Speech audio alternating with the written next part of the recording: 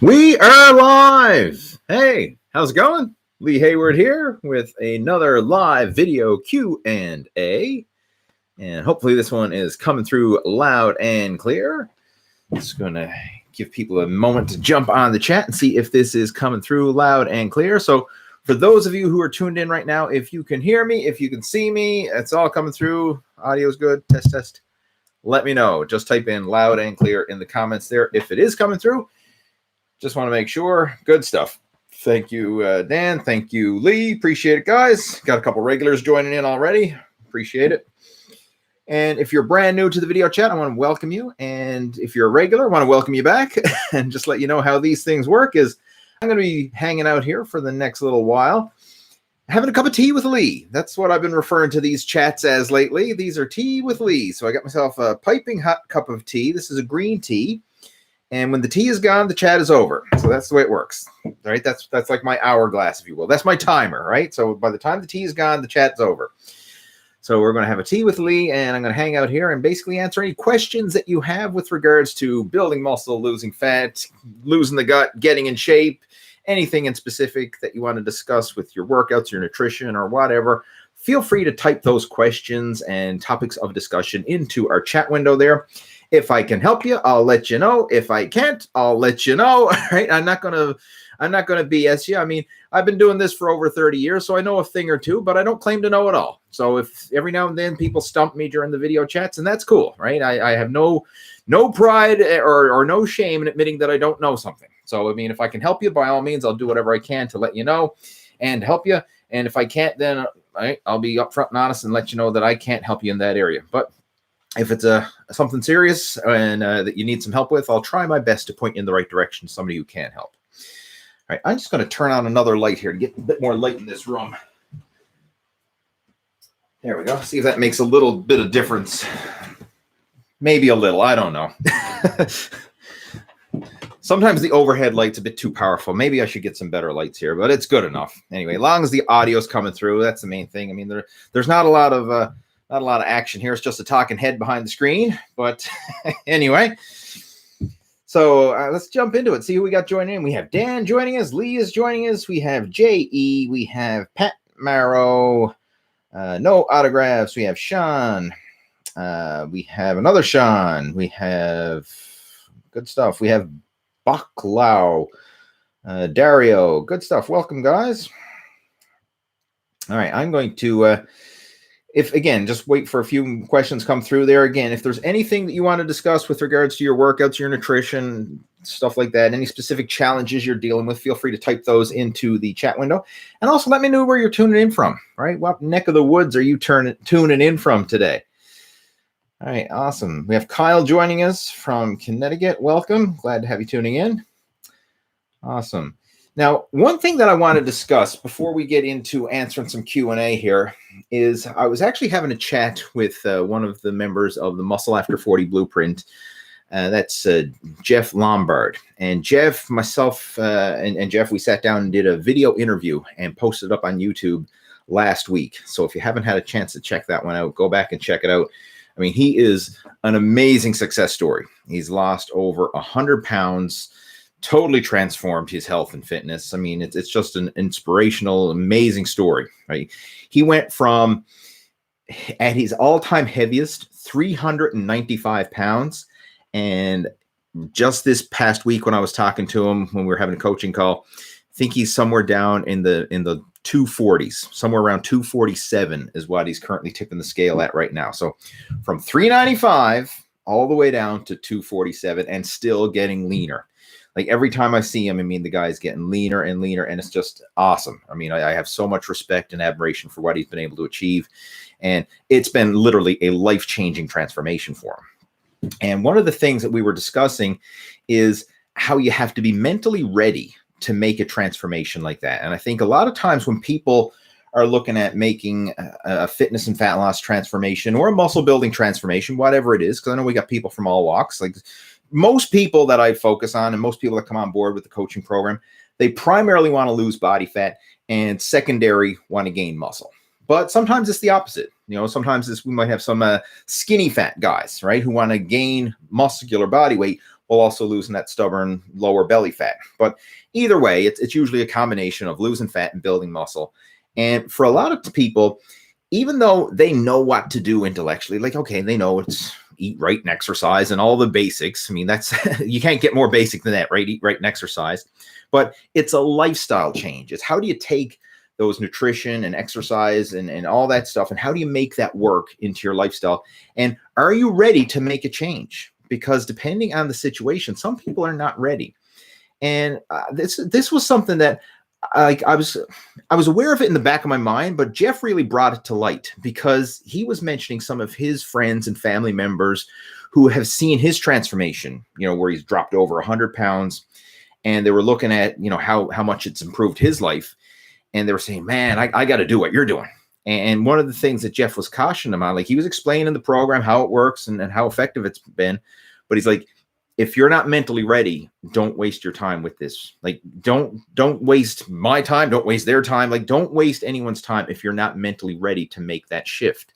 And a lot of times people are not ready. And it's something that nobody can answer that for you, but you really have to look at it in your own personal situation. Like, are you ready to make that transition into improving your health and fitness? Because once you make that transition, it's truly a lifestyle change. Like the way we go about it with the Muscle After 40 blueprint, it's not just another diet plan where, hey, you're going to starve yourself for a few weeks, drop a few pounds, and then go binge eat and put it all back. No, we're making changes. We're making lifestyle changes so that the weight you lose is the weight you keep off. And it's a permanent change, not just some simple, get ripped quick only to binge and rebound and put it all back, which is 95% of people who go on a fat loss diet. That's exactly what they do, right? That's why everyone's yo-yo dieting up and down, up and down. And I'm guilty of it too. I did it many, many times in the past, right? That was what I used to do back in my bodybuilding, bulking and cutting days, right? Hardcore cutting and then off-season bulking, which was a nice off-season bulking is a nice way of saying off-season binge eating, because that's basically what it was. It wasn't a structured bulking program. It was just basically starving myself to get ready for competition, to get ripped. And then afterwards is just look out. I'm eating anything and everything. So it was either extreme hardcore cutting or no diet at all or nothing, right? And I fell for that trap over and over again. And a lot of people do. And the way that I do things now and the way that I approach it is like a total 180 transformation difference. It's not this extreme approach. It's just making small, subtle changes and then letting those changes compound over time. And the way that I always refer to it when I'm working with people is we want to focus on just making 1% improvement each day. That's it. We're not trying to overhaul your entire diet and lifestyle overnight. We just want to make 1% improvement each day and then let that compound gradually over time. So day after day, week after week, month after month, those little 1% improvements start to stack up. And then by this time next year, you'd be able to look back and like, holy crap, look at the transformation that just took place. But in the moment, it didn't feel overwhelming. And that's how we go about it. But even then, with these small 1% changes, you have to be mentally ready, because I find like a lot of people are not mentally ready to make that change. And even some of the guys within our program, like I'm looking at right now, we've got over 80 people in the program.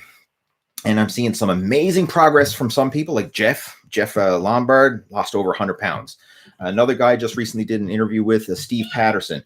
Over the past 6 months, he's lost over 60 pounds, made an amazing transformation. Other guys have done, fat loss and muscle building, body recomposition transformations.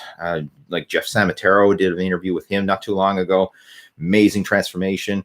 Even some older guys like had Paul Miller did an interview with him, featured it up on the YouTube channel as well. Made an amazing life-changing transformation. Went from almost dying of a heart attack, in his 60s to turning his life around. And now he's in the best shape of his life. I mean, it's so inspiring to see. But people have to be mentally ready for that. You have to be mentally ready. And unfortunately, a lot of people aren't. Even though we have a step-by-step system, a support team in place, and like all the tools, tactics, and strategies and support that you could ever want, even then, a lot of times people are not ready to make that shift. And I'm seeing amazing transformations from some people, and then other people, like they'll try it for a week or two and then they quit and get off the track and do absolutely nothing, or they'll diet for a week or two. And when I say diet, I'm not talking about starving yourself or cutting carbs or anything like that. I'm talking about like eating better, like eat more protein, eat more vegetables, eat a bit less junk. Like that's the type of diet. It's not like you're leaving the table feeling hungry or anything like that. It's just make better food choices. Sometimes with the exercises, let's get out and go for a walk. Like sometimes it's that simple. And even with that level of commitment, a lot of people still can't follow through, and they'll try it for a week or two and like, oh my God, it's just too much, too overwhelming. And we all have our own battles. I mean, I don't know what kind of stress or family situations or crap that you're dealing with in your life. And some people are just not mentally ready. Even if the barrier to entry is so small, sometimes that is still too big of a barrier to entry. Like it's just the whole idea of just eating more vegetables. Like that's overwhelmingly impossible for some people. Or the idea of getting out for a 10-minute walk. Like some people, that's overwhelmingly impossible. So you have to be mentally ready to make that change. And ironically, I see a lot of people. I'm not going to mention any names, but I mean, you're probably even watching this video chat right now, who've been following my stuff for years. You've watched my videos for over 10 years. You've seen every single thing I've put out, and you follow other fitness influencers. So, I mean, as far as fitness knowledge is concerned, you know more than probably most personal trainers do, most coaches and people who've went and got their certifications. I mean, you probably have more knowledge than most people because you've been studying, following fitness influencers and watching hundreds, if not thousands of videos and reading books and articles and blog posts. And you've been on and off diets in the past. Like, this stuff intellectually, but to look at your physique, like you wouldn't say you worked out a day in your life because it's all up here, but it's not applied. It's not applied knowledge. Right? It's like if I was watching videos of people swimming, and I watched documentaries, and I read books, and I watched technique videos, and I watched everything about swimming, and I knew all the tactics of swimming, all the different strokes, and all the top swimmers, and I just knew everything about swimming, but I never ever got in the pool, never ever got in the water. Like like all the knowledge in the world up here is not going to help you.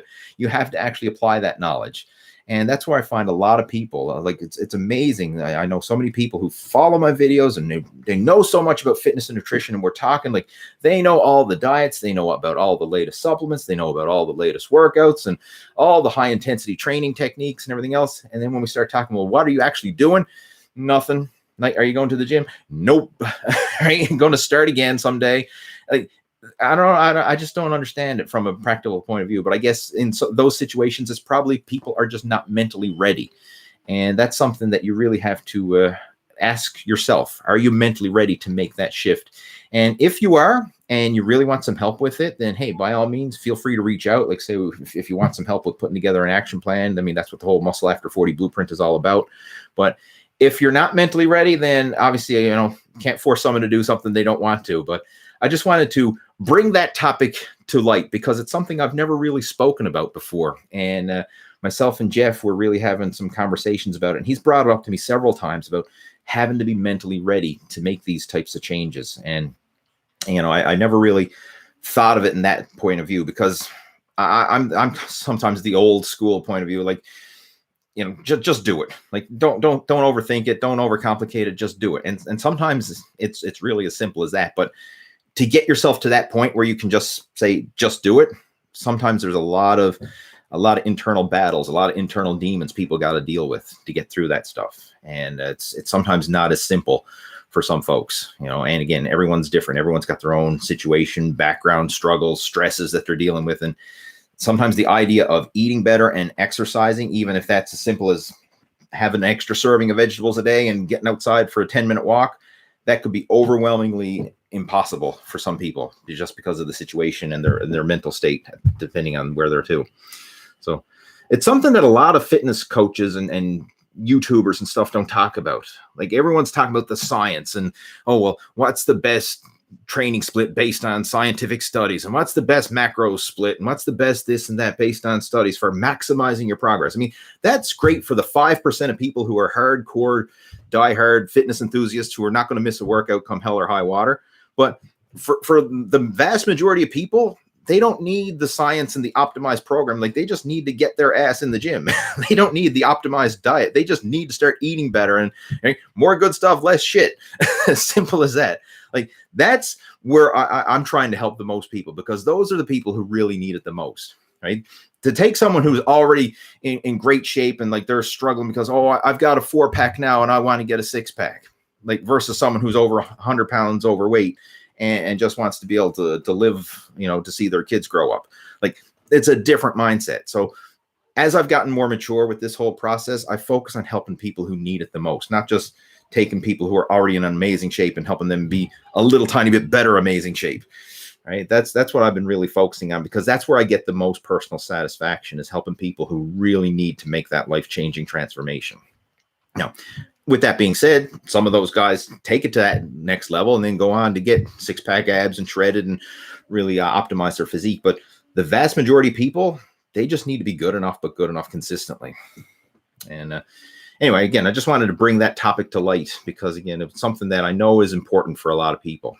And it's something that I was never really talking about, but it's something that I'm trying to focus more on, is getting into the inner game behind fitness and nutrition, and not just giving you more useless tactics that are not going to be applied. Like, it's like the analogy of the swimming that I mentioned.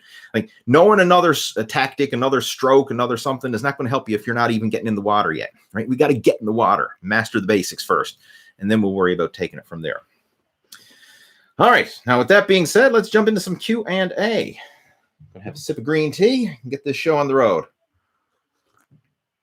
It's the perfect drinking temperature. All right, let's go. Tea with Lee.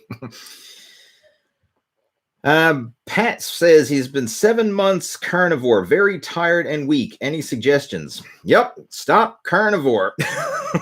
Seriously, like, I am not a big fan of these crazy extreme restrictive diets. Any diet where you have to cut out food groups, it ain't going to last.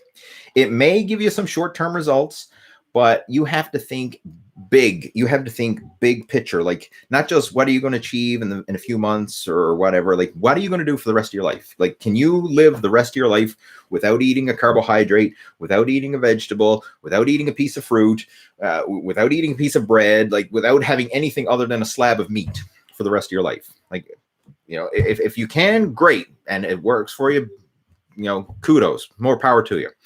But most people cannot live on an extremely restrictive diet for very long. Like, yeah, you might suffer it out for the short term, and yeah, you might drop some weight in the short term and everything else, but eventually you're going to hit your threshold where you just hit your limit of willpower, and you're like, I can't do this anymore. I'm sick and tired of it. I don't like the way I feel. I don't like the low energy. I don't like the hunger cravings. And it's just like, it's not worth it anymore. And eventually you get to the point where the torture of the diet isn't worth the results. Even if you're getting good results and the weight's dropping and all that, because you feel miserable, it's not worth it. And you're going to go back to your old habits and then binge eat and gain all the weight back again. And that's the whole yo-yo dieting syndrome over and over and over again, right? That's what people do. You have to have a system in place where you actually enjoy the process. And the new eating plan is more enjoyable than your old one. So you get to the point where, wow, I'm eating these nutrient-dense foods that are filling me up and nourishing me on the cellular level, and they make me feel good physically, mentally, energy, satisfying my appetite, nourishing my body, and I feel energetic, and I just love the way I eat. And that feeling is better than the temporary buzz or satisfaction you get from a bit of junk food or booze or whatever your vice is, right? Like, you want it so that the new way of eating is actually better than the old way, and you feel better and you want to stick to the new way. And one of the things you'll notice when it comes to an eating plan is a good solid eating plan usually makes you feel good long term. Whereas the junk food, it might make you feel good in the moment, but it doesn't feel good afterwards. Same with alcohol. Like, alcohol makes you feel good in the moment, but how do you feel the next day? Right? You're hungover and you feel like crap, and the next day is a write-off. Like, is it worth it? Is those couple hours of having a buzz worth ruining the next day? For some people it is. Unfortunately, we see alcoholics and people and drug addicts and whatever. But once you make that transition and you learn to appreciate and enjoy feeling healthy, feeling vitality, feeling energy, and just feeling that long-term just good about your body, and knowing that the habits you're doing are energizing and making you feel better and live healthier and all that, it's not worth it. It's not worth it in the greater scheme of things. I mean, you may, every now and then have a cheat meal or have a few drinks or something like that. But most of the time you'll want to be doing good habits, because those good habits make you feel good.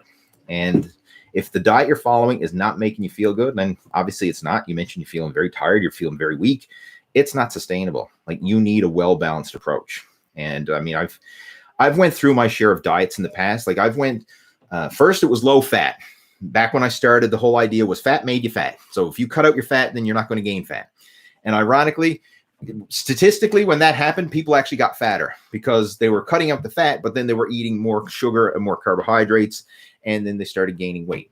So they were overeating, and it's still a calories in, calories out equation. So, I mean, regardless if you eat low fat, high fat, whatever, if you eat too much, you can still get fat. And then, when people started blaming, well, it's not the fat that's making you fat, it's the carbohydrates. That's when the whole low carb approach started to become more popular. Things like the Atkins diet and different variations of the keto diet. And there's all kinds of extreme bodybuilding ones, like Dan Duchesne had one back in the day. I think it was Body Opus, and all these different anabolic diets were just basically variations of a ketogenic diet, like low carbohydrate, high animal fat, and high protein diet. And a lot of people went on that. And yes, you make some results in the short term, but again, long term, you don't feel nourished on the cellular level. You don't have the strength and the energy. And a lot of times people are losing muscle in those types of situations. And it just doesn't feel healthy. And then we came full circle. And, we see people are saying, well, it's not the fat that's making you fat. It's not the carbs that are making you fat. It's that pesky old animal protein. Well, cut out the animal protein and go plant-based. And now that'll solve all your woes. And you see all these pro-vegan documentaries popping up on Netflix everywhere. And then what was the latest one? The Game Changers, right? You see that one being posted up there. And there was, for at least, 10 years now, there's been all these pro-vegan documentaries just flooding Netflix. And I tried it for a while. And I said, you know what? I'm open-minded. I'll give it a shot. So like I said, I started off, I tried the low-fat diet. It didn't really work. Tried the low-carb diet. It didn't really work. Not long-term anyway. Then I said, you know what? Maybe I'll try this plant-based. I'll try this vegan thing and see how that works. And that didn't work long-term. Like, I stuck that out for 6 months, right? I went full-on vegan for 6 months just to see how it worked. And I mean, I was losing weight and actually gaining body fat because I was losing muscle and gaining fat. And I could just see my body was looking like crap. My strength and energy in the gym just went down the toilet. I couldn't get a pump no matter how many carbohydrates I ate. I just couldn't get a pump in the gym. And I did not like it. It did not work. And then I finally started to add in a bit more protein. I said, well, this whole full-on vegan thing's not working. Maybe I'll go vegetarian. So I started to add in some dairy and eggs back into the diet. Felt a little better. And I said, well, maybe I'll go pescatarian. So I'll put eggs, dairy, and fish back into the diet. Felt a bit better. And I said, screw it. I'm just going to go back to eating meat and vegetables and having a well-balanced diet. Felt amazing. And now that's the way my eating plan's structured around. Protein, vegetables, and then fill up the rest on some good complex carbohydrates. So when I sit down to a meal to eat, protein and veggies, that's what I fill up on first, and then have some complex carbohydrates afterwards. So it's a well-balanced diet. Nothing's eliminated. Nothing's off limits. Like, I'm not cutting out food groups, not eliminating carbs, not eliminating fat, not eliminating animal protein, not eliminating anything. I eat a well-balanced diet, a little bit of everything in proportion, and just keep the calories in check. And I feel amazing. I got strength, I got energy, I got no cravings, and I just enjoy the way I eat. And it's actually more satisfying than going out and eating all the crap and junk food that I used to eat before. Like the whole off-season binge eating bulk diet that I used to follow, like, I would never go back to that again. Never. I mean, the feelings of feeling fat and bloated, it's just not worth it. Whereas having this well-balanced approach, the same approach that I teach in the Muscle After 40 Blueprint, people feel good on that approach. And you don't have the cravings. You don't suffer low energy. You don't suffer the mood swings or crankiness or feeling miserable or any of that shit. You just feel good and your body is healthy. And it's something that you can sustain and enjoy for the rest of your life. And that's what it's all about. So long story short, long-winded answer. If you can't stick to the diet you're following as a lifestyle, meaning this is that you could eat day in, day out, year in, year out for like the rest of your life, then it's only temporary. If your diet has a start and an end date, the results are only temporary. You'll go back to your old habits, regain the weight that caused you to, you'll go back to the old habits that caused you to get fat in the beginning, and you'll just put the weight back on. So I am not a fan of these extreme, restrictive diets. Regardless of how good they work in the short term, if you can't stick to it long term, it's only a matter of time before you go back. And I'm speaking from experience because I used to follow these low carb diets. I would get shredded for competition. Like, you go back, look at some of my old competition pictures from back in the day. I would six-pack abs, crisscross striations in the quads, like striated triceps, vascularity everywhere. Like, I would be shredded for competition. but I couldn't sustain it because I felt so miserable. Like, it looked good on the outside and I felt like shit on the inside. And as soon as that contest was over, as soon as the placings were announced and the photos were taken, I said, look out, where's the all-you-could-eat buffet? Where's the ice cream shop? Where's the bakery? Look out. And I would just start binge eating on all the food that I was craving on during my diet. And it took months to lose it, only a few weeks to gain it back. And here I was, back to square one, fatter than ever, and then trying to justify it by telling everybody, well, I'm bulking up because it's the off season, trying to put on muscle for next year's show. Right. I mean, I tell that lies and BS to myself over and over again. And I mean, I put on weight all right, but it wasn't muscle weight. Right. 240 pounds, rolls of back fat and a gut that stuck out further in my chest. Yeah, that's bulking for you. But that's the truth. Right. So I don't care how good it is in the short term. If you can't stick to it long term, you're wasting your time. You really are. Right. Because you're just going to eventually cave and go back to your old habits and gain the weight back again. Anyway, moving on. Diet rant done. Sean is saying, how the heck did you close the 350-pound gripper? I'm a strong dude, but it feels impossible. All right, hand gripper training, that's something you have to specifically train for. Like, just being strong doesn't equal a strong grip. Grip strength is different than gym strength. Like, you could be strong in the bench press, strong in the squat, strong in the deadlift, and still suck with the grippers. Like, grip strength is different than gym strength, and it's something you need to train for. And the reason why I started focusing on gripper training in the beginning, and this was around 2004 when I really got into gripper training. And I'll be honest, I'm not that into it anymore because it's not a big priority for me. And I'll still train grippers, but I can't close the 350 right now. And quite honestly, I don't care. I mean, it's not that big of a priority for me, but I'll still implement, grip training in my workouts, as a supplemental exercise, but it's not a priority. But for a while, I really prioritized grip training because it was a weak link. It got to the point where my grip was the thing holding me back, like deadlifts, rows, shrugs, all that kind of stuff. My grip was the weak link. And I really wanted to strengthen it because I was making the transition into powerlifting. And of course, with powerlifting, you need to have strong grip. Like, you can't cheat and use lifting straps or anything like that. You got to have strong grip. So that's why I started focusing on gripper work. And I prioritized that. And what I did is, after every single workout, I did gripper training. And I actually wrote out the entire program. I put it together in my hand gripper training manual. And it's a downloadable ebook. If you want a copy of it, email me. leeh@leehayward.com. I'll send you a copy. It's a hand gripper training manual that I wrote back in, I think it was in 2004 or 2005, somewhere around there. So, I mean, it's an old program, but it was a very effective system of how you use single reps, alternating between heavy negatives, over crushes, and single rep sets to build up a strong crushing grip, and using the heavy grips hand grippers. So again, if anybody, if you're into gripper training and you want a copy, just send me an email and I'll shoot you off a copy of that. It's just PDF download, right? So I'll send it to you for free. But that's the program that I followed, and I did that for months on end, training in a progressive overload fashion, and really built up my grip strength quite rapidly because it was a neglected area. And then the prioritization and the focus that I gave it over the course of several months really helped to take that weak link and make it a strong point for me. So that's what I did. And, I'm glad I did, because it gave me that, it basically took a weak link and fixed it.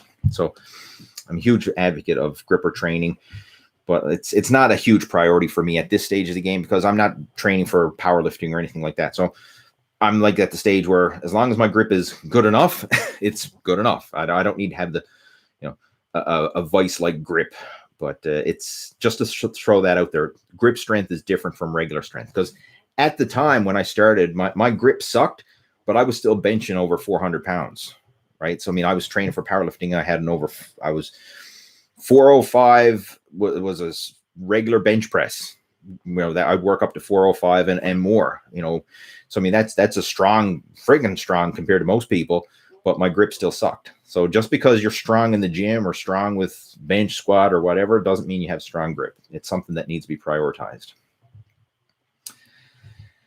Buck is saying, does protein shakes cause hair loss? No, they do not cause hair loss. That's no.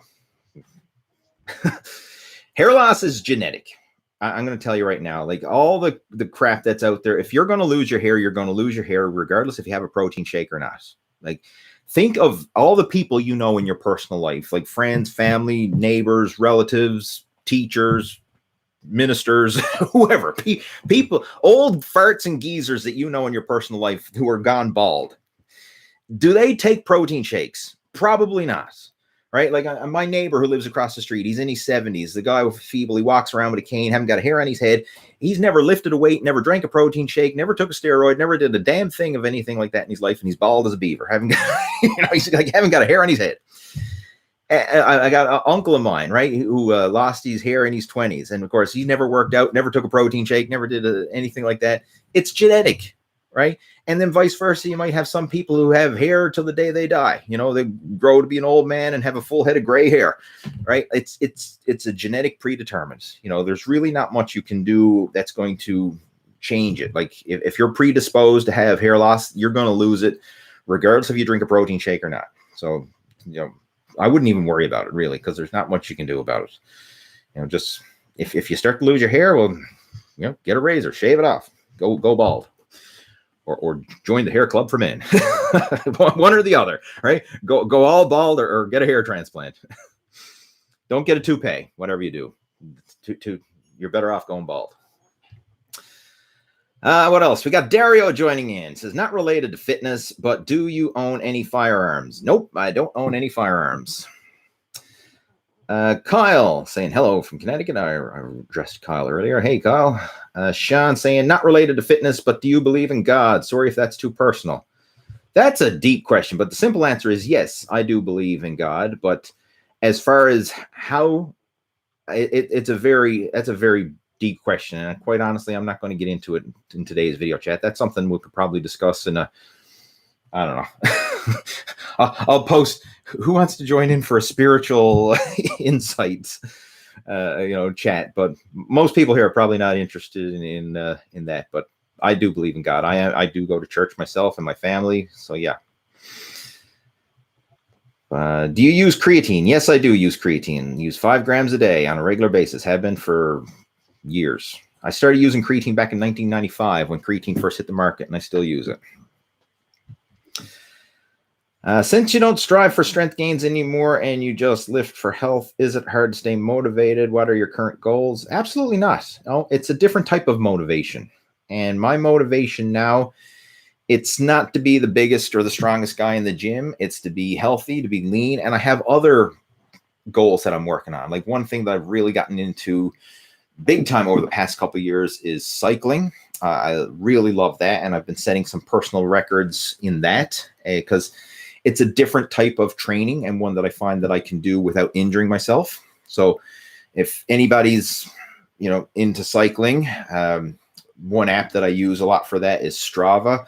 And Strava has this cool thing, which is the KOM feature, which is basically you can different segments in your areas and stuff, like different routes and whatever. And it lists everybody who's rode that route from fastest to slowest. So, and obviously the fastest is the KOM, King of the Mountain, they call it. And that's something that I like to do. I mean, it's just a personal goal of mine. So like in my local area now, along some of the popular rides and stuff, that's what I shoot for. I'm trying to set KOMs. And like last year I hit over 60 KOMs in my local area. And I think I still have around 60 KOMs. I don't know exactly what it is. Where's my phone? I don't have my phone with me right now, but that's something that I've been shooting for. So, I mean, that gives me some motivation and some drive with my workout. So focusing on that. Another thing that I'm planning on doing is I want to potentially do classic bodybuilding. We have a bodybuilding competition potentially coming up this June, COVID permitting, of course. And so, I mean, who knows, but it's scheduled for June, and we're fingers crossed, optimistic that it's actually going to go ahead. There was a competition scheduled for last year, but of course that got shut down due to COVID. Right now they've got another show scheduled, and that's something that I would like to do. Now, classic bodybuilding, it's not the same as open bodybuilding where I used to compete in. It's a height weight cutoff. So for my height, I'm going to get down to around 175 pounds, I believe. That's the weight limit. And that's like really light for me. In fact, the last time I was that light on stage, I was a teenager, right? To put things in perspective. So, I mean, that's another goal that I want to work on is to do that again. And for that, it's not going to be about being big. It's just about being as lean and as shredded and hopefully as aesthetic as I can be at this stage of the game. Now, I know I'm not going to have the same muscularity, probably not even the same shape as I did because I've had some injuries. And of course, as you get older, the skin starts to sag more and everything else. It's not as taut as it was when I was in my 20s and 30s. But nonetheless, I would love to make a comeback in the masters category and in classic bodybuilding. So, I mean, that's another goal. And the big one for me is I want to set a positive example for my son. That's the biggest thing, like beyond fitness and bodybuilding and all that kind of stuff, just to set the positive example for my son. Like, I don't want him to grow up with a fat, out of shape dad. That's the big thing. I want him to grow up seeing fitness and nutrition as just a regular part of your life, something that you do. That's just who you are and what you do. It's not, oh, I'm going on a diet again or any of this crap. Or no, it's just, this is what we do. Like getting a shower, brushing your teeth, taking out the trash. Exercise and nutrition is just what you do. It's not nothing special. And that's what we're teaching our son. I mean, he's only 4 years old, but he already knows mom and dad goes to the gym. He already knows about his different macronutrients. Like he knows, okay, protein builds muscle and carbohydrates is for energy. And like, he knows all this stuff at 4 years old, right? And this is the type of things that we want to install in him. And that's my main motivation at this stage. So is it hard to stay motivated? Heck no. I actually find I'm more motivated than ever. But it's a different type of motivation. It's not the motivation to be, the biggest guy in the gym or anything like that. It's a totally different motivation, and it's a more meaningful motivation. All right, what else we got there? We have Phil joining in from the UK. Welcome. Any tips for people getting back into the gym after a long break, i.e. after a COVID lockdown, possibly, right? I'm actually in the process of putting together a new training series to get back to the gym after COVID lockdown again. And my wife and I are putting that together, so you can check that out. I've got a couple get back to the gym after lockdown videos up on the YouTube channel right now. So, I mean, that's a great resources to look into. But I'll give you the biggest tip right now. Do not push yourself too hard too soon. Like, ease into it. The first month back to the gym, like literally go through the motions with warm-up weights. Do not train to failure. Do not push yourself. Don't try to match what you used to lift before COVID or any of that stuff, because you're just asking for an injury. Like, literally give yourself permission to just show up to the gym and go through the motions with an easy workout. Yes, I mean, even that will probably leave you sore the next day, especially if you haven't worked out and done anything, significantly physical for the last several months. But just go through the motions and give yourself permission to go through the motions. Accept the fact that you're going to be weaker than you were at your all-time best and blah, blah, blah. And you're not setting any personal records. And like, just forget it. Just go into the gym, go through the motions, enjoy being back to the gym again. And what you'll find is you will regain lost size and strength a lot quicker the second time around than it took you to gain it the first time, which is good. But it is still going to take time. So first month, just go through the motions. And from then, just gradually build it up slowly. And what I mean by that is, like, if you lift a certain weight and that feels good, then hey, next week add 5 pounds to the barbell. Do it again. That feels good. Add another 5 pounds to the barbell. Do it again. And just build it up slowly. Don't make these stupid big jumps in weight. Like, I hate it when I see guys, they'll bench 135 pounds this week and they say, well, let's put 225 on next week. Like, no, that's too big of a jump. Like, if you benched 135 pounds this week, put 140 on next week and see how that goes, and then 145, and like make little 5 pound jumps in weight until you're back up to your previous strength. Don't make these stupid big jumps in weight and trying to gain it back too much too soon, because you're just going to injure yourself. And one of our guys in the coaching group, Sam, did this exact same thing, right? Got back, like, he came on board with the program. He's all excited, full of piss and vinegar. And he took a break off from the gym, and then, of course, gets back in there, did too much too soon, and ended up injuring himself. And now he's laid up nursing an injury. Instead of going through the process of rebuilding himself, now he's not only is his body deconditioned, but now it's deconditioned and injured. And now you got to go through the whole recovery rehab process while also trying to get yourself in shape. And it's just don't do it. Like, seriously, give yourself permission to go light, go easy. And even though it feels painfully slow and everything else, it's actually the fastest way to get back in shape. Because if you do too much too soon and you get injured, you're going to regret it, and you're going to feel even worse about yourself. And it's just going to set you back even more. And I'm going to tell you, the number one thing that will slow your progress more than anything is an injury. Like skipping a workout, doing an easy workout, big deal. Like you can always pick it up and train again. Like if you miss a workout today, who cares? You go in the gym and you do an easy workout, who cares? It doesn't stop you from making progress. It's not holding you back. But if you go in there and you pull, tear, strain, snap something up, that like you could be laid up for weeks, months, a year. Sometimes you may never fully recover. Like I've got injuries that I've had over 10 years ago and they still haunt me today. So injury is the number one thing that will set you back when it comes to your training. All right, moving on. What's your favorite way to lay out a 4-day split? Right now, I'm doing total body workouts. That's my favorite way to train. And that's what I'm actually outlining in the new video series that I'm putting together. So if you want to see my personal favorite split, what I'm currently doing right now, follow along with those videos. It's the current ones is the husband and wife getting back in shape workout routine. That's literally what I'm doing right now. John saying when they say 5 sets is the last 2 sets to pure failure. When they say 5 sets is the last 2 sets to pure failure. I don't know. You're going to have to ask they. See what they mean. I'll just tell you how I like to do my sets. Start off light, increase the weight with each set, and then work up to like if you're doing 5 sets, first one is a warm-up set, like really easy. Just go through the motions. Second one's a progressively heavier warm-up. Third one, okay, you're probably pushing yourself a bit hard. Fourth one, okay, that could be a hard set. And then the 5th one could either be push yourself a little harder and heavier, or it might be even a back-off set where you do higher reps and kind of burn out. But that's generally the way. You start off light and build up with each set. Build up the intensity with each set. And how you build up the intensity, whether that's increasing the weight or increasing the reps, that's really up to you and what you're training for. But always start off with warm-up sets, and then like do not just jump into heavy weight right from the start. What else we got there? What's your best tip for building a bigger chest? I'll give you a simple one. Daily push-ups. Daily push-ups. I'm telling you, if you just did that in addition to your workouts at the gym, like that would fill out your chest.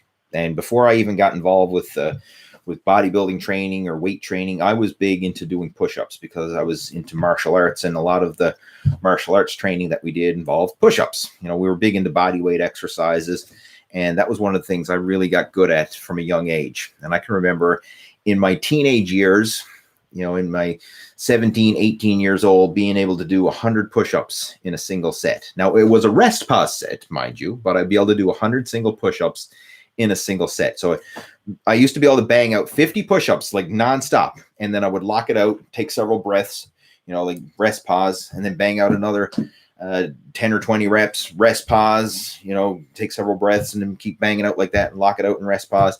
But I would be able to do 100 total reps in a rest pause fashion, like not coming out of the push-up position for that entire 100 reps. And that was my personal best ever. But that type of training, that type of volume, that gave my chest a head start over all my other body parts. So daily push-ups. And if you want a simple way to do it, first, just start off doing like 1 or 2 sets of push-ups each day. If you every morning or every evening, it really doesn't matter when you do them. Fit it in throughout the day, but just do a couple sets of push-ups. If you want, do a set of push-ups in the morning and then do a set of push-ups in the evening, and just continue to do that and focus on doing more reps over time. So let's just throw some numbers out. Let's say you're doing 15 reps a set now. So you do 15 reps in the morning and 15 reps in the evening. Next week, try and do, say, like 20 reps in the morning and 20 reps in the evening. The following week, try to bump it up. Maybe do 25 reps in the morning, 25 reps in the evening, and just gradually build it up week by week like that. And let your strength build up gradually, and just focus on the frequency and the consistency. And that will give your chest a boost. Just that alone. Still do your regular chest workout in the gym, whatever your current routine is, but do the push-ups in addition to that at home.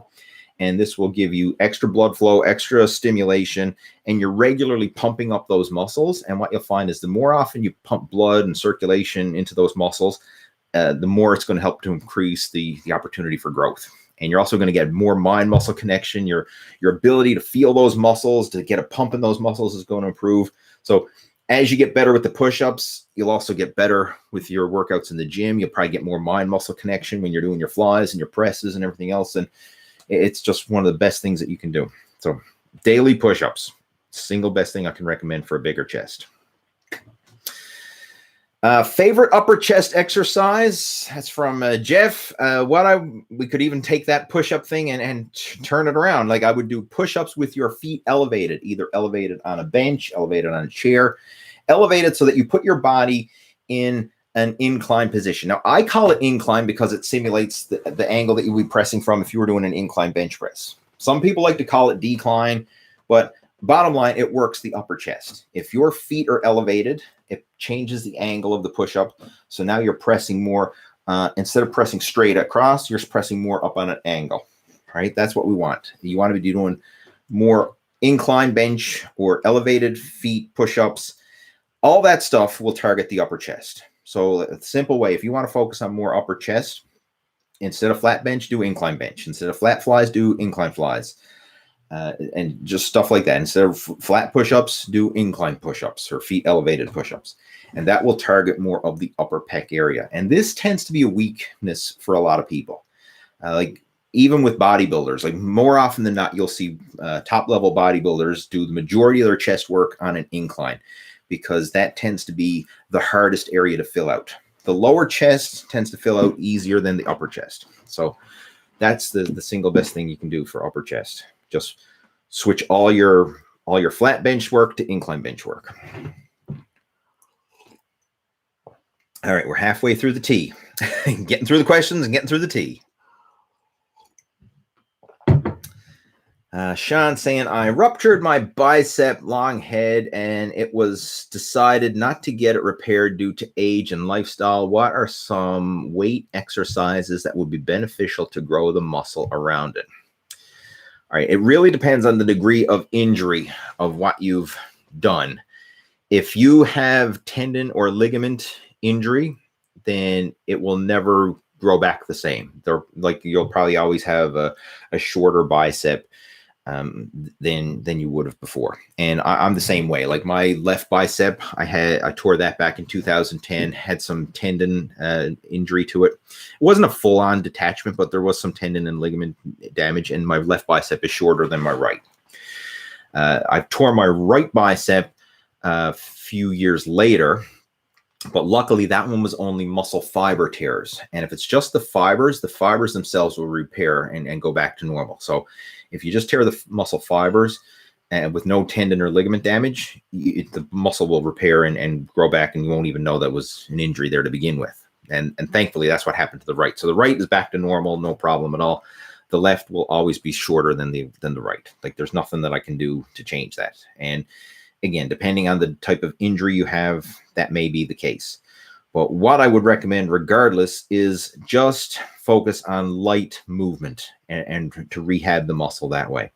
And I'll give you some examples of things that I did. Like I would start off after my bicep was torn, I would do 100 bicep curls with a water bottle, just a light water bottle. And I just go through the motions. And then once I progressed from that and I was able to go back to the gym again, then I would do like bicep curls with the pink dumbbells, or I would go through the motions and like use the machines with super lightweight. Like if I was using the hammer strength machines at the gym, I would literally be going through the motions with just the empty handles. And then once that felt good, I'd put like a 2.5 pound plate on each side and go through the motions there. Or if I was using a weight stack, I'd put like 10 pounds on the weight stack and I'd go through the motions, whether it was pull downs or rows or presses or whatnot. I was going through all my workouts with like ridiculously lightweight. And I just did that. And then each week I gradually built it up week by week by week. I mean, it was painfully slow and frustrating and everything else, but that's how you build yourself back up and just go through the process, right? So no weight this week, right? 5 pounds the following week, 10 pounds the next week, then 15 pounds, and then 20 pounds, and build it up slowly. And eventually, over the course of several months, or maybe even over the course of a year, depending on the exercise and your situation, eventually you'll probably get back to lifting the weights that you were previously lifting before, and you should be getting back to proper mobility. But listen to your body. If you feel any aches, pains, strains, whatever, like, don't push it, because your body's telling you. Like, your body will give you the warning, the check engine light flash, if you will. And if you find that anything causes pain, just hurts, whatever, don't do it, because that's your body telling you that something ain't right. But work within your pain threshold when it comes to working around injuries. And as long as you can do it without pain or discomfort, you can go through the motions with it and still train in a slow, progressive overload fashion. I'm not saying train to failure, progressive overload. I'm just saying, like, train, stopping short of failure, but just gradually increase the resistance, increase the weight week by week. And eventually you'll get to the point where you can then do proper workouts and push yourself again. But, depending on the situation, you may never be back to full mobility. I mean, again, it depends on the injury. And I without seeing you and all that, I really don't know. We have Paul joining in. Welcome, Paul. Glad to have you tuning in. We got Ruel joining in. Nice to have you here. He said, did we cover Mother's Day? No, I didn't cover Mother's Day, but I could. Ruel is part of the Muscle After 40 Blueprint, and he was asking, like, what do I do on Mother's Day? Mother's Day is coming up, and obviously he's planning on spending some time with Mom and wants to know, what do you do? Simple answer, enjoy yourself. Like, seriously, like, it's one day, it's one meal. Enjoy yourself, but don't overthink it. Don't overstress it. Don't be afraid. Oh my God, I'm going to blow my diet because it's Mother's Day and no, everything's going to go to crap. Who cares? It's like, seriously, it's one meal. If you ate clean, like, the entire month and you had one cheat meal, is that going to derail your progress? No. Heck, if you ate clean the entire week and you had one cheat meal, is that going to derail your progress? No. It's not. It's one meal. Like, don't overthink it. And that's something, like, a lot of people have this all or nothing extreme mentality, thinking, like, if I can't be 100% in, like, all in, diet perfect, workouts perfect, like, everything spot on according to the plan, no deviation whatsoever. If I can't be 100% perfect, then what's the point of even doing it at all? Screw it. And you got to let go of that all or nothing mentality and focus on being good enough, but good enough consistently. That's it. So if you're planning on taking your mom out to a restaurant or having a big family dinner for Mother's Day, do it. Enjoy yourself. Have the meal with the family. Enjoy it. Savor it. Whatever. But then right after that meal, get back on track for your next meal. That's it. It doesn't have to be any more complicated than that. You don't need to stress over it. You don't need to plan for it or whatever. Just enjoy your meal and move on. Now, if you really want to be anal about it and like make sure that you're not going into a calorie surplus on Mother's Day, I mean, well, then you can overcompensate for it and maybe cut back on your calories in the days leading up to Mother's Day. So you're creating an extra calorie deficit and making room for that big cheat meal, if you will. I mean, that's a strategy that I used to do. But these days, like, I'm good enough and I'm good enough consistently and I'm not stressing over it. So if I want to have a cheat meal, or sometimes we'll have spontaneous cheat meals. I mean, it's not even planned. Maybe my wife says, like, she might say, I'm not in the mood for cooking supper tonight. Let's go to a restaurant. And I say, okay, cool. Let's go to a restaurant. And I give myself permission to do that. But as soon as that meal is over and I enjoy that meal and I'll eat what I want, I get back on track for the next meal. And as long as you keep getting back on track for the next meal, then a cheat meal here and there is not going to derail your progress. What derails is your progress is when you have that cheat meal and you say, oh, I blew the diet. Well, I seen I blew the diet. I'll start again on Monday. So let's just say tonight, right? Tonight's Friday and we order a pizza. Oh, shit, I blew the diet, right? Friday night, I ate a pizza. Well, I'll start again on Monday. So Saturday, I'm going to eat like crap all day on Saturday. Sunday, I'm definitely going to eat crap all Sunday because, diet's going to start on Monday. So I better get the junk food in now, before Monday rolls around. So I'm going to make sure to eat all the junk I can. And then on Monday, I'm going to start the diet again. So not only did I just cheat on Friday, but I also cheated on Saturday all day, cheated on Sunday all day, so I could start the diet again on Monday. So instead of having one meal set me back, I had a whole weekend set me back. The secret to all this is when you have a cheat meal or you get off track or whatever, enjoy that meal, savor it, totally enjoy it, and then get back on track for your very next meal. Not next day, next meal. So like if you have Mother's Day dinner, for Mother's Day supper, you get back on track. Like, don't use that as an excuse to continue cheating and binging all day long. Like I see this sometimes, like people will go out for brunch, for like say on the weekend, they decide to go to the family. I don't know, I'm going to take the family to IHOP for pancakes and bacon and eggs and everything else, for Saturday.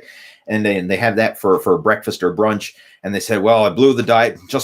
Screw it. I'll keep on cheating all day long and I'll get back on track, tomorrow, or I'll get back on track on Monday. No, get back on track for the very next meal. So if you slam back pancakes, bacon and eggs and sausages for breakfast, you're having a salad for lunch. Like, you're getting back on track for the very next meal.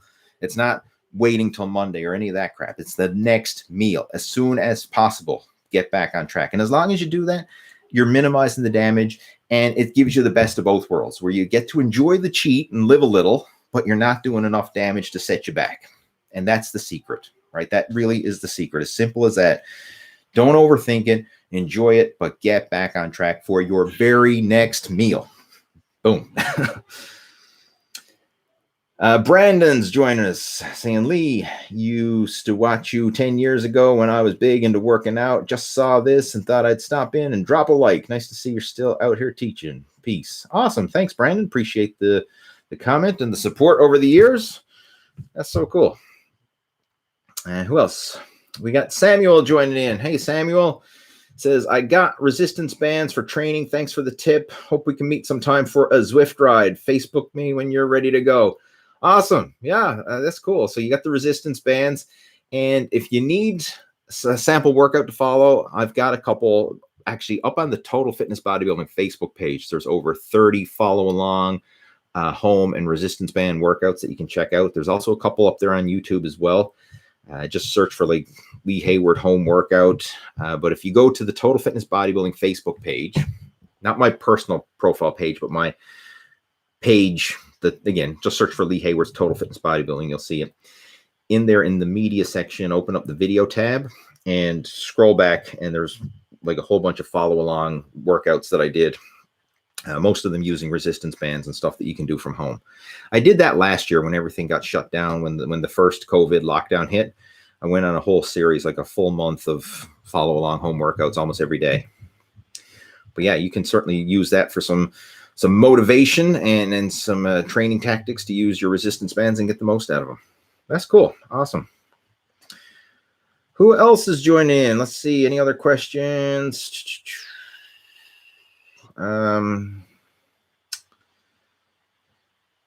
No autographs, saying, I totally agree on extreme diets. I've done a diet of just eating egg whites, rice, chicken breasts, and broccoli for a month. Got great short-term results, but ended up just being constantly starving. Then I ended up binging for 2 weeks, and then all the hard work was gone. I hear you, brother. That's the way it works. Like, that's the deceiving part about extreme diets is, yes, they work in the short term, right? So you hear all these guys, I went intermittent fasting and I lost X amount of weight, whatever. Just insert number, right? I did intermittent fasting for, a few weeks or a few months and I lost a shit ton of weight. Good for you. Or I did keto for X amount of weeks and I lost a shit ton of weight. Good for you. Where are you 6 months after that? Where are you a year after that? Most people, not all, I mean, there's a few unicorns out there who follow an extreme diet and then stick to it for the rest of their life and, live off, whatever, right? Live off some extreme diet and manage to do it for the rest of their life. But they're few and far between, right? 95% of normal human beings out there, they'll go on an extreme diet, follow it for a few weeks or a few months, lose a bunch of weight, and then get to the point where, like, I can't stand it. I feel miserable. I hate being hungry and hangry and all this stuff. I'm going back to my old habits, and they go back to their old habits, and then they gain all the weight back, usually even more than they started. All right. So, I mean, you lose 30 pounds and you put 35 back on or whatever. Like, it's usually somewhere in that vicinity. So, ironically, the more diets you do, the fatter you get. Like, that's the reality for most people. So, the people who are really good at dieting and who've done like every diet in the book, they usually get fatter with every diet. And that's the truth. Because a lot of times when I'm talking to people who are overweight and they come to me looking for help, and we start talking like, what have you done in the past? It's like, hang on, make sure I got ink in my pen here because I'm going to write it down. Oh, I've done keto and I've done intermittent fasting and I've taken diet pills and I did Weight Watchers and I did this and I did that and blah, blah, blah, blah, blah, blah, blah. And it's, each time they did it and then they lost a bunch of weight and then gained it all back again. Lost a bunch of weight, gained it all back again. And, then they're more frustrated than ever. Like, I've tried everything. And, in some cases they have tried everything except a well-balanced approach. A well-balanced, sustainable approach. And that's the thing. Like, you can't force it off in the short term. Like, there's no magic macro split. There's no magic pill. There's no magic something that's just going to melt all your weight off in 30 days. Like, if a 30-day shred worked, everybody would be shredded and there'd be no such thing as an obesity epidemic in the world. But unfortunately, it doesn't work that way. It takes lifestyle changes. Eating, lifestyle, and habit changes, like changing you on the core level, not just giving you the macro split or giving you, the set and rep pattern to do in the gym or all this stuff. Like, if it was as simple as that, everybody'd be shredded, right? Because anybody can suffer through a short-term diet and follow their macros for the short term. But if you don't change your underlying habits, like what you do by default without even conscious effort and willpower, if you don't change that, then you're just going to keep resorting back to your old habits that caused you to gain weight in the beginning. And that's the whole secret to this, is you need to change the underlying habits and not just rely on a temporary short-term diet. And again, that's what we preach and we cover in the Muscle After 40 blueprint, right? It's not another diet, it's a lifestyle change. All right, what else we got there? John is saying, I always count my calories in my alcohol and try to get low-calorie alcohol of martini, passion fruit, shaken, not stirred. One of the things with alcohol is it's not just the calories. Now, don't get me wrong, calories do count. And then, alcohol is the second most calorie-dense substance out there. I'm not even going to call it a nutrient because it really shouldn't be considered a nutrient, but it's the second most calorie-dense substance. First, we have fat. Fat has 9 calories a gram. Alcohol has 7 calories per gram. Carbohydrates and protein have 4 calories per gram. So alcohol is right up there with the calories. But besides the calories, the thing with alcohol is it takes priority over everything else. So if you have alcohol in your system, you're not burning body fat. You're not burning the food you eat, meaning you're not burning the protein, the carbs, the fat, like whatever you're eating is not getting burnt. It's putting into storage mode and your body's not burning body fat. The alcohol takes priority over everything else. And that alcohol has to get metabolized first before your metabolism will go back to normal and start burning fat and calories and everything like it normally does. So for people who drink on a regular basis, you're literally suppressing fat burning on a regular basis and you're putting everything into storage mode. And then when you compound that, because let's think of most people when they drink alcohol, like, are you going to go out and have a few pints with your buddies or whatever and have a few drinks and this and that, and then say, you know what, let's go for a garden salad afterwards. Right? I'm loaded drunk. I just slammed back a dozen beer. Let's all go for a salad. No, it's like, let's order a pizza. Let's get burgers and fries, or let's get like wings and something. Like, it's always pub grub or some sort of fatty, greasy, whatever, right? It's never, let's go have a good, healthy meal to follow up our night of drinking. No, it never happens, right? Never, never, never, never. So then you get the negative synergistic effect. You have suppressed fat burning. You have the calories from the alcohol. Your body's put into storage mode, and then you slam back a bunch of empty calories on top of that. Like, is it any wonder why people get fat from drinking? Right? It's not just the drinking, it's everything else that goes along with it. So that's why I'm not a big advocate of drinker. Like, I don't drink. I haven't drank in over 10 years. And it's not that I had a big problem with alcohol. It's just I personally don't enjoy it, right? I never did. I only drank when I was younger to fit in and because of peer pressure. But now I'm at the stage where I really couldn't give a shit. Like, I don't care about being one of the cool kids anymore or trying to fit in with the guys at the clubs or whatever. Like, I don't even go to clubs anymore. I mean, it's not something that I like, but when I was younger and trying to fit in and be social and whatever, I used to do it. And I mean, I never ever bought alcohol to have in my house, but I would, if I went out to a nightclub or something, or went to a party, I would drink just to fit in. And I did it not because I enjoyed it. I just did it because everyone's pressuring you. Here, have a drink, have a beer, have a this. Come on, drink with us. And I just did it to fit in. But now, like, I have zero desire for alcohol. Absolutely none. And I haven't drank in over 10 years. And no plans to do so. We got AJ joining in, saying he loves eating steak too much to be a vegan, and I can appreciate that. What else we got there? Lee Dunnigan saying, sometimes before a big lift, I'm already defeated, and I think to myself, I can't lift this. Do you have any advice for positive thinking before a lift? I'm not into powerlifting anymore, so if I don't feel up to a lift, I don't push myself to try and lift. Like, I let my body and my mental state determine what I'm going to do that day. And you can use that same philosophy as well. Like, unless you're in a situation where, like, you're in a competition, and ideally, if you're doing a competition, you should structure your training leading up to that competition. So ideally, you would be mentally and physically rested and at your peak for the competition. And of course, there's strategies to structure your training for doing that. But if you're in the gym just for a general workout, and it's a heavy day, I don't know, it's a squat day or a deadlift day or whatever, and you had planned to do a big lift, but you're just not feeling it, then don't do it. Seriously, like, don't do it. If there's any doubt in your mind, it's not worth the risk of injury, because you might go get under the bar and try to, set a personal record, or even, it might not even be a personal record, but set whatever you think you're going to be able to lift for that workout. And if you don't feel up to it, that's the day that you might get injured. I mean, and like, just say you pull a muscle, you tear a muscle, or you slip a disc in your back, or whatever. Like, that's going to set you back way more than going light. Like, if you do a light workout, there's no damage done. Like, you're not going to set yourself back because you went easy on a lift. If you even skip the workout, like, you're just, I don't feel like working out today, screw it, I'm going to stay home. Like, big deal. Like, you're not getting injured, you're not setting yourself back. But if you go into the gym and you say, oh, don't be a pussy, come on, no pain, no gain, man up, let's do this, and you get under that bar and you've hit failure, or you pull something, strain something, and you just injure yourself, that's definitely going to set you back, right? It could set you back weeks, months, and in some cases, you may never fully recover from it.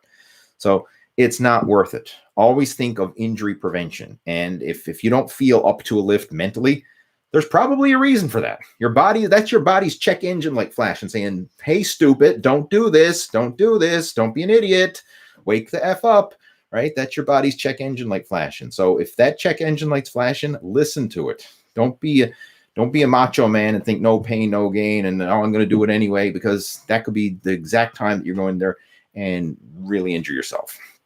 And again, it's not worth it, right? I mean, I tried that bench press because I didn't want to be a pussy and I tore my pec. Now you got a deformed chest for the rest of your life. Or, I tried that squat and I blew up my patella tendons, and now I got knee injuries, knee pain for the rest of my life. It ain't freaking worth it. Seriously, like, learn to walk away and lift another day.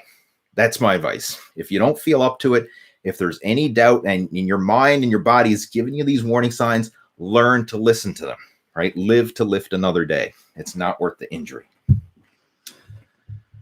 right, moving on. What else we got there? I lost my place thing. Sometimes when I touch the trackpad, it just shoots the comments all over the place. We have Steez Games saying hello. Hello.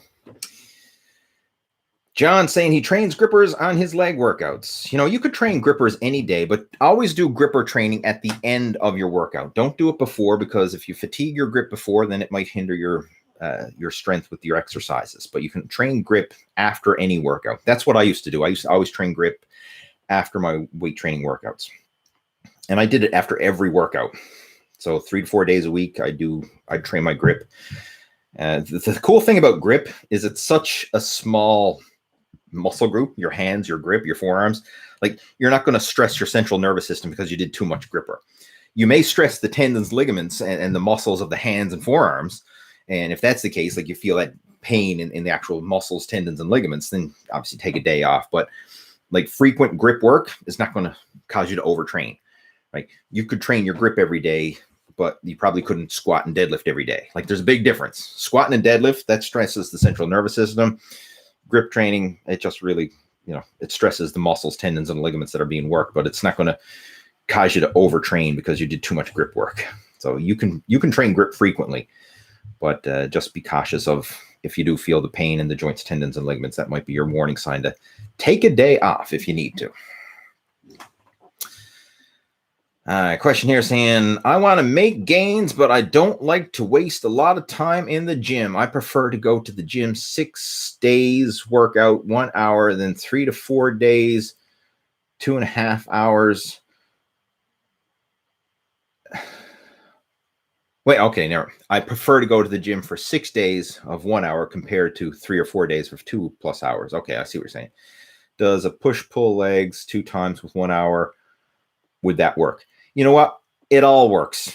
Seriously, it all works. Like you could argue pro and con for either or. If you like doing a short workout more frequently, then do a short workout more frequently. Like make it work for you and your schedule and your personal preferences. I mean, I would rather that. Like, and I would argue that you would probably make better gains doing short, frequent workouts than doing 2 3-hour long workouts. Like 6 short workouts is probably better than 3 really long marathon workouts. So yeah, focus on the consistency and what works for you. That's ultimate question right there, or the ultimate answer, I should say. What works for you, and you can make it all work. Like I know guys who train three times a week, and they like to do 2-hour long workouts, and it works for them. Great. I know other guys, they're doing little short workouts frequently. Like one of my coaching students, we got him set up on a lunch hour workout, and it's not even a full hour because he has a lunch hour, but of that lunch hour, maybe 30 to 40 minutes is actual training. So instead of going to the gym, like 3 days a week or whatever, we're having him go every day on his lunch hour, get a little mini workout done, and making it work. Like you can make it work regardless of your schedule or whatever. You just got to get creative. And the most important thing is the consistency. Like anything that you do consistently and in a progressive fashion will produce results. What else we got there? AT is saying, never believed in deloading. And though that plateau is the max level one can reach, fortunately, I was wrong. After deloading phase, now I can lift heavier and gain muscle. Can you please tell me more? You basically answered your own question. Deloading, all deloading means is allowing your body to recover. That's just a fancy way of saying let yourself rest and recover. And it's active rest. That's what deloading is. It's not the type of rest where you just sit on the sofa and do nothing. It's active recovery where you train less than all out so that your body is not burning out and burning the candle at both ends. You're still keeping yourself active, but you're not pushing the limits. So it's active recovery, and you're just letting your body rest, recover, and grow. And this really emphasizes that muscle is not built when you're in the gym pushing to failure and going balls to the wall. Muscle is built when you're resting and recovering. Going into the gym, pushing to failure and going balls to the wall, that's what breaks down and tears down the muscle. Then that stimulates the muscle. Like your muscles are torn down and there's damage. That sends the signals to your body, hey, we have to build this stuff up to handle the stress of, a future workout. So it's in the rest and recovery phase that you actually build. So if you're always shortchanging the rest and recovery and you're just in there like hardcore going balls to the wall day in, day out and thinking, more is better, then you could actually be digging yourself into a rut. And yes, you're always breaking down the muscle, but you're never ever giving it a chance to rest, recover, and grow. So you need that balance. You need to find what works for you. And it's going to depend on the individual, depend on your training split and your work capacity and all that. But you can't ignore the recovery process. I mean, the rest and recovery is where the growth happens. If you don't have the rest and recovery, then you're not going to get the growth. And if you are pushing the overtraining boundaries where you've been going hardcore and really like burning the candle at both ends, sometimes you may need to go through a deload phase. Where I'm at now, like I really don't need to do a deload because I don't go that deep into overtraining anymore. Like if I start to feel the symptoms, then I'll just take an extra day off, right?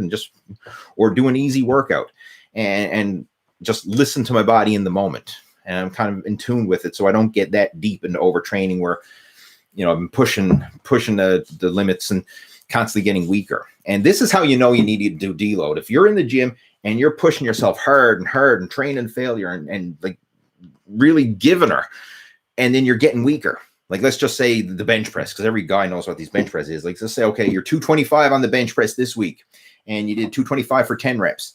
Next week, you're struggling to get 8 reps. You say, oh, I'm not training hard enough. And then you even train harder. Now, the week after that, you're struggling to get 6 reps. And you're like, what the heck's wrong? I was doing 10 reps a few weeks ago. Now I can barely get 5 or 6. What's on the go? Deload. That means you're overtraining. Your body can't even match your energy output.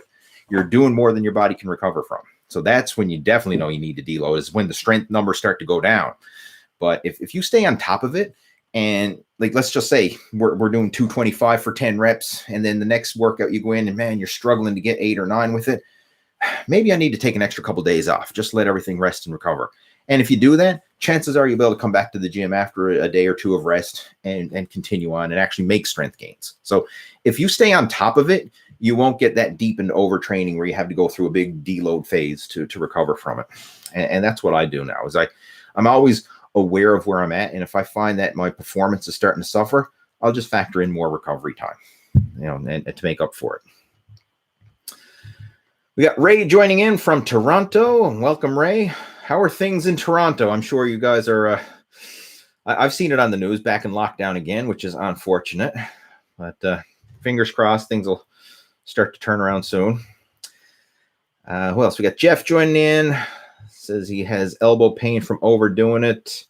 I totally hear you on that one. That's quite common. I'm actually suffering from a bit of elbow tendonitis myself, and it's a tennis elbow, and I get it right here, right in this part of the elbow. It's like in that tendon area, and certain movements just cause that really sharp shooting pain. And you with the tendonitis, like in that certain plane of motion, like there's no strength because it really hurts. So I'm very cautious about my workouts now, and adjusting my grips and my hand positions to try and work around that tendonitis the best I can, and doing more machine exercises and not as many free weight movements, because the machines, I find I can put my hands in a position where I'm not straining the tendonitis, but with free weights where they twist and turn and all that, it places a lot more strain on it. So it's frustrating, but if you're smart about it, you can work around it for the most part.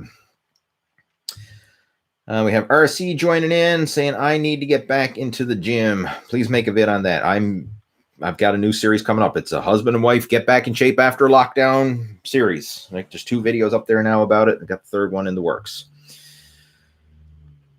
Nice, sir. Looking good as always. Thank you. Appreciate it. That's from David. Enrique is telling me to shut up. All right, Enrique. Well, if you don't like it, leave. Right? I'm here to do a video chat. Benito saying, I just joined the gym 3 weeks ago. I'm loving it and eating healthier. I feel great. Thanks for what you do. Much appreciated. And glad to hear that you're feeling better. I mean, it's nice when you actually start taking action and you start feeling the results, like feeling healthier, feeling energetic, and just feeling good. And get used to that feeling. Get used to that feeling. And the more good habits you do, the more good feelings you'll get. And then just let the process work for you. Like don't be in a rush to try and force it or anything like that. Just enjoy the process, enjoy the journey, and let it happen to you. All right. Let me see here. A second, guys.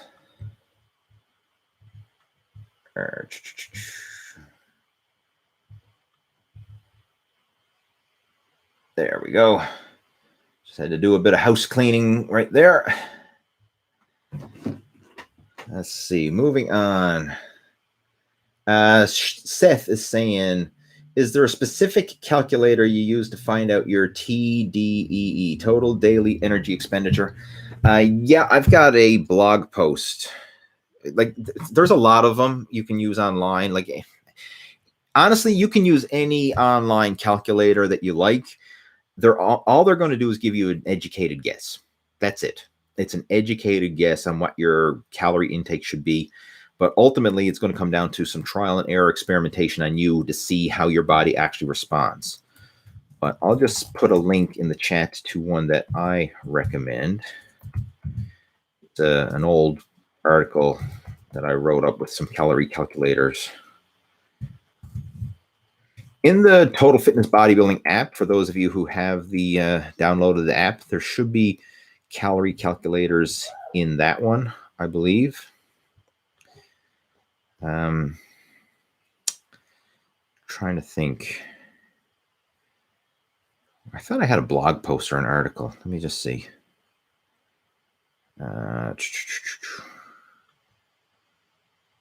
Give me a second here. Okay, I think I found it.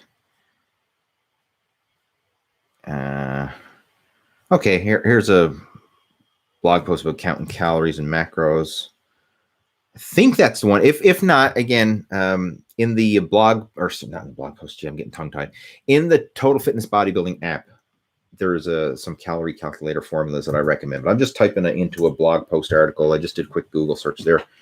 That's one that covers a calorie and macro counting and a video. So you can go check that one out. All right, where was I?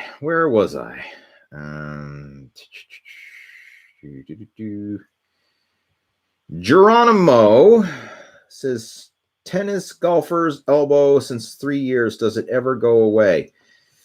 If you've had it nonstop for 3 years, then I'd get that checked out. Like sometimes it might last for a few months, weeks or months, but it shouldn't last for years. If it is, then either you're not letting it recover, or you probably have some imbalances that's just causing it to really get out of whack. I've got some videos on it. Like if you do a YouTube search for Lee Hayward tennis elbow, or Lee Hayward golfer's elbow, or even just Lee Hayward elbow tendonitis, any of those keywords, just do a YouTube search. You'll see all the videos that I made on it, because I've made several videos about this over the years, because it's something that it's been a nagging, reoccurring problem that I've had. And normally I can get away with it for a long time, but this last case has lingered on a bit.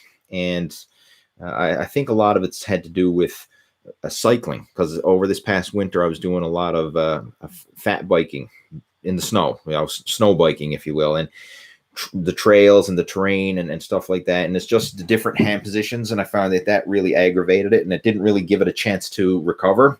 But I love biking so much that I was kind of riding through the pain, which is not always the smartest thing to do. But I've been managing it with a tennis elbow brace, which helps to keep it under control. But I think that's part of the reason why it's kind of taken a bit longer this time around for mine to heal up, because I knew better, but I didn't want to let it recover, because I didn't want to stop riding. So I was taking advantage of some fat biking in the snow all winter long, and that's kind of part of the reason why it's still lingering on here today, even though it has improved somewhat, but it's still there. I got to be careful with my workouts and change the angles to work around it.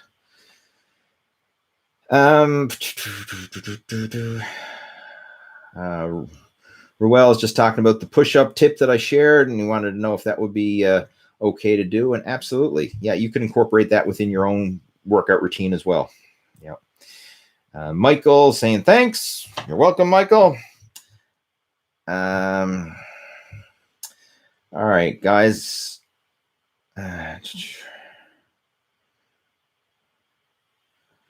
What else we got there? Geronimo says tennis. Okay, no, that's the same one. I already covered that. I think it was a repeat there.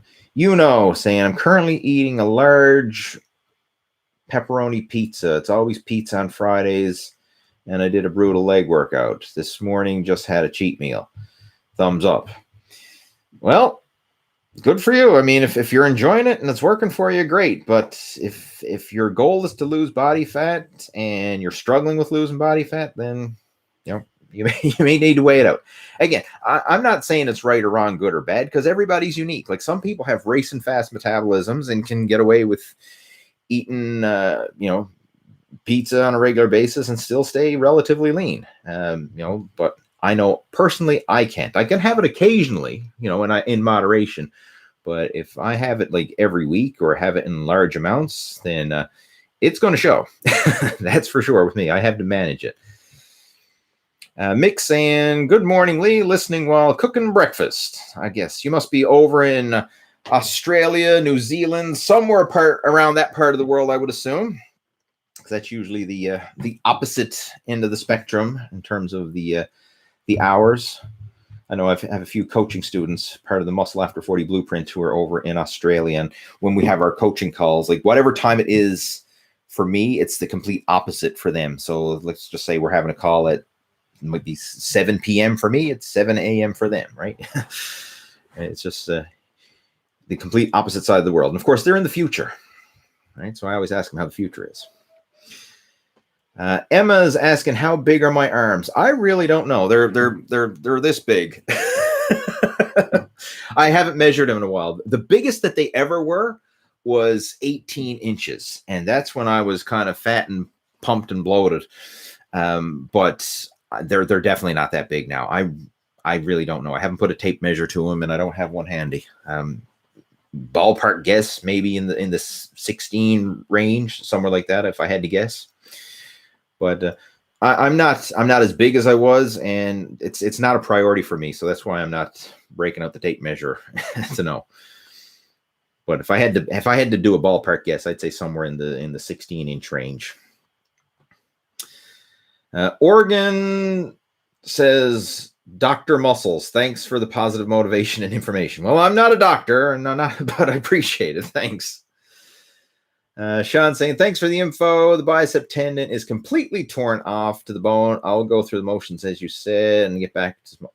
If you've got a complete tendon detachment right from the bone, you should talk to your doctor about getting that repaired, because I'm telling you, it's not going to grow back on its own.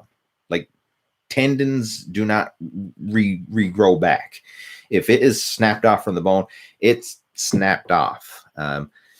If your doctor's saying, no, we don't want to fix it, like, I would probably look into a second opinion on that, because that's it. Like, it's detached. Like, muscle fibers will reattach and regrow back, but tendons will not.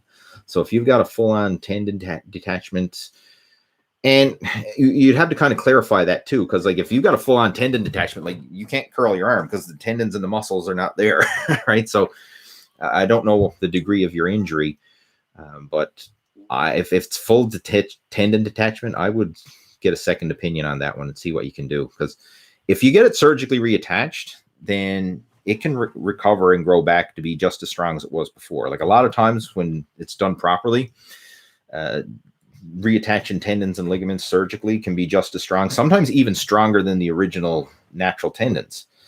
So I would look into a second opinion. Mick says he's 2 years with low carbs. Best thing I ever did, following Leaves principles to a balanced diet, and it just works. 2 years with low carbs. That's on the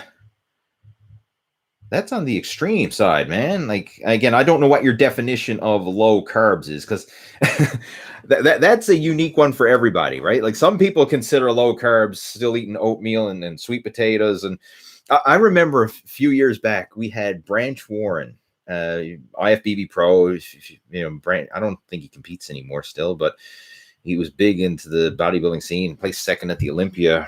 And anyway, Branch Warren did a guest posing in a seminar for us a few years back at one of our local competitions.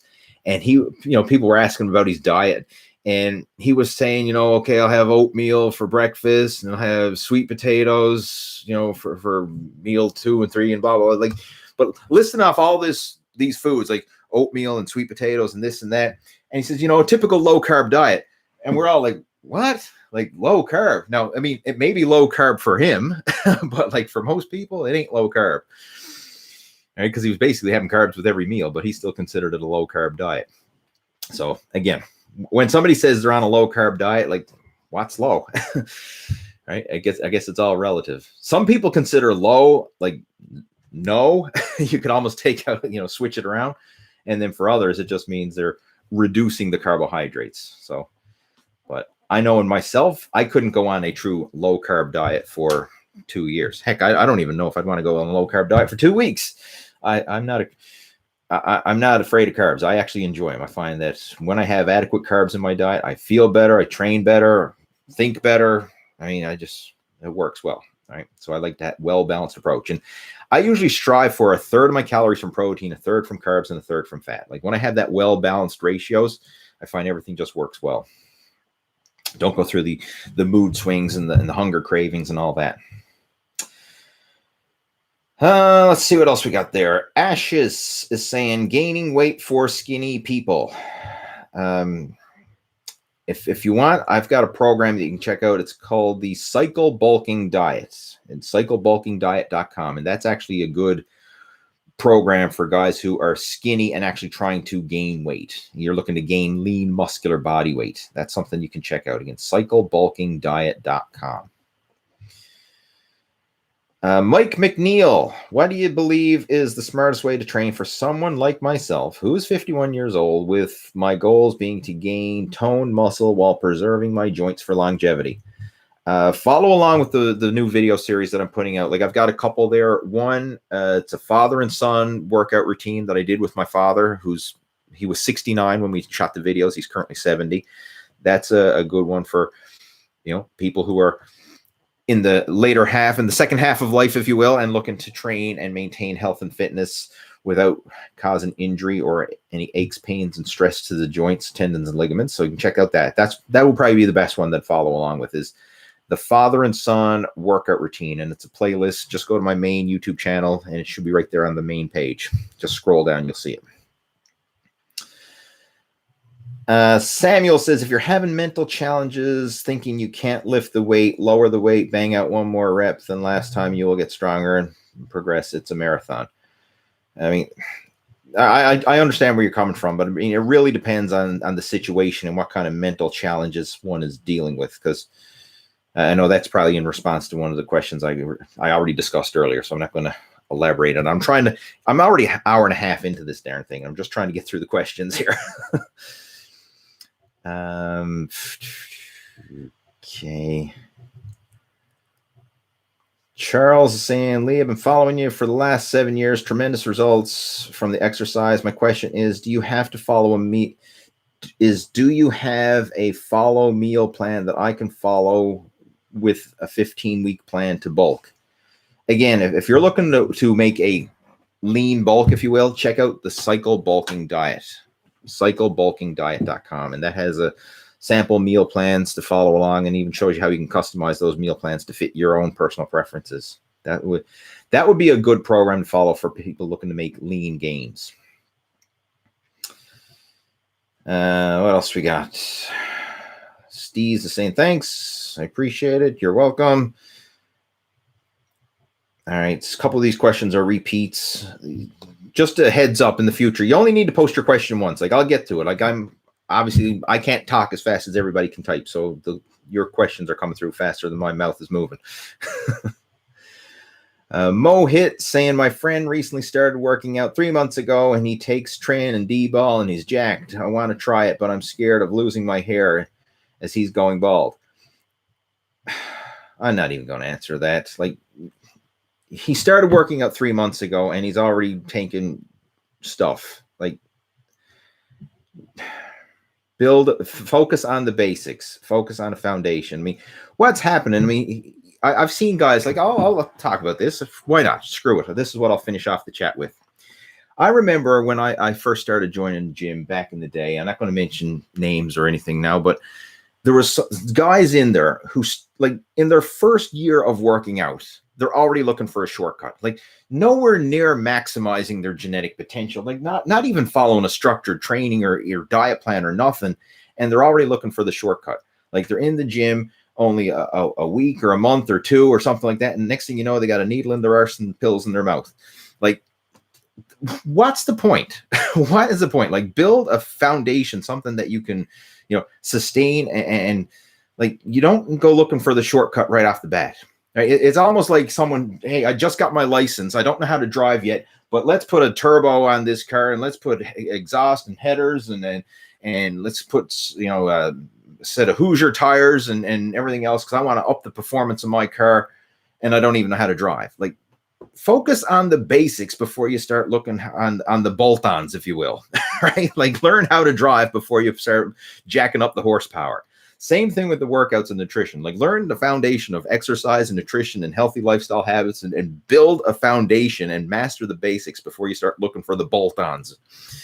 Right? I mean, that's, if I was talking to your friend, like right now, I would I would literally give them tell them to smarten up. Anyway. All right. With that being said, I'm going to clue it up. All right. I'm almost out of tea and it's time to go. All right, guys. Hopefully you enjoyed the video chat. I always enjoy having these chats with you. And in the meantime, I'll have the replay of this posted up. Well, as soon as I finish the chat, the replay will be posted up, but I'll get the topics and the timestamps uploaded there within the next couple days, so you get that. And if you want to go back over any of the previous video chats that I did, just open up like in the first comment or in the description of those chats, there should be links to all the timestamps. So if you want to jump to specific questions, you can always do that. And that's a cool way to just, instead of hearing the whole thing, unless you want to hear the whole thing, of course, you can go to specific topics that interest you and do that through all the old previous replays. So I'll have the replay and the timestamps posted up with this one within the next 48 hours or so. And in the meantime, have yourself a great weekend. And I will talk to you next week, same time, same place. Over and out.